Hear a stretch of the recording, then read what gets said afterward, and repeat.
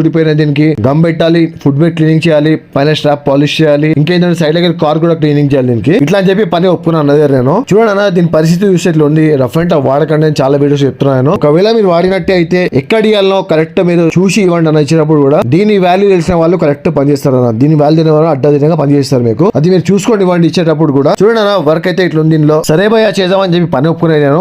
చేస్తే చూడన్నా వర్క్ ఇట్లా రెడీ అయింది. మొత్తం ఫుడ్ బెడ్ క్లీనింగ్ అయింది, సైడ్ లో కార్ అనేది క్లీనింగ్ అయింది, పైన స్ట్రాప్స్ క్లీనింగ్ అయిపోయినాయి, కింద సోల్ కూడా దాన్ని మంచిగా క్లీన్ చేసుకుని పాలిష్ చేసాం. దానికి మన దగ్గర కూడా ఏమో సరే జెన్యూన్ గా వర్క్ ఉంటది. మనల్ని ఇంతగా సపోర్ట్ చేస్తూ నమ్మి మన దగ్గర పని ఇస్తారు కాబట్టి అన్న మీ అందరికి థ్యాంక్ యూ సో మచ్. చూడన్నా పని అయితే ఇట్లా అవుతుంది మన దగ్గర.